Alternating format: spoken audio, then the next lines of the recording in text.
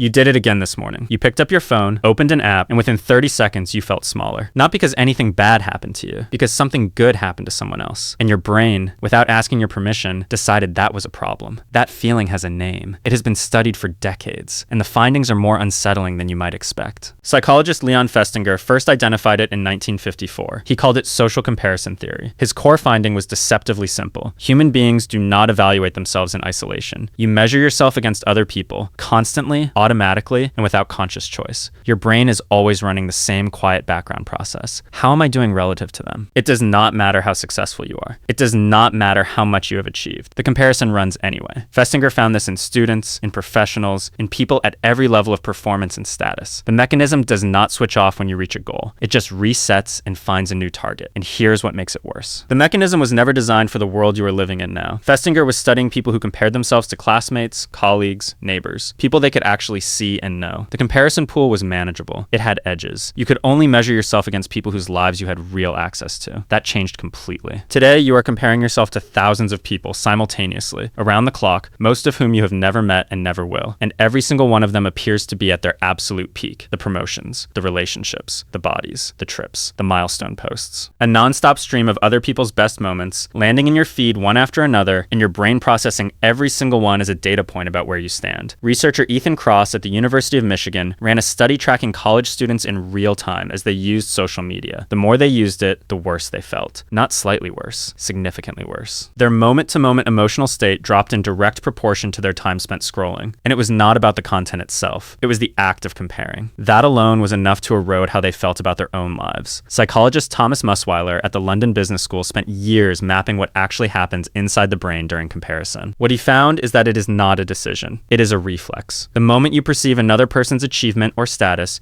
your brain begins benchmarking automatically, before conscious thought, before you decide you even care. The system fires first. Your feelings follow. This is why willpower does not fix it. You cannot simply decide to stop comparing. The comparison has already happened by the time you are aware of it. Festinger also identified two directions comparison can go. Upward comparison, measuring yourself against someone doing better, tends to make you feel worse, but can trigger motivation to improve. Downward comparison, measuring yourself against someone doing worse, tends to make you feel better, but reduces motivation. Your brain constantly toggles between the two, trying to calibrate a sense of where you stand. But social media broke that balance. On a typical feed, almost every comparison is upward. Almost everyone looks more successful, more confident, more put together. The calibration system gets flooded. It was designed to process a manageable mix of up and down. What it is receiving now is almost entirely upward, at massive scale, with no off switch. And there is a deeper layer to this. You do not compare your whole self to someone else's whole self. You compare your most private, most honest, most unfiltered self to their most curated, most polished, most public self. You compare your Tuesday morning doubt to their Saturday highlight. You compare what you feel on the inside to what they show on the outside. It is the most asymmetric contest imaginable, and you run it dozens of times a day without realizing it. Psychologists call this the transparency illusion. You have complete access to your own inner experience. All the anxiety, the uncertainty, the moments where you feel like you are falling behind. You have almost no access to other people's inner experience. So you fill in the gap with an assumption. They must feel as good as they look. Research consistently shows they almost never do, but your brain cannot verify that. So it defaults to the assumption that costs you the most. There's also a phenomenon called social comparison orientation. Psychologist Frederick Gibbons and colleagues found that people differ in how strongly they are pulled toward comparison. Some people use comparison as a tool, a quick check and then back to their own work. Others get locked in it, cycling through other people's lives as a way of measuring their own worth over and over. And crucially, the more uncertain you feel about yourself in a given area, the more comparison you seek in exactly that area. The places where you already feel most insecure are the places where you look outward the most, which means the feed is not a neutral space. It is a mirror that your own insecurities are constantly pointing you toward. Researcher Sherry Turkle at MIT has spent years studying the psychological effects of digital life and found something important. People report feeling lonelier after time spent on social platforms,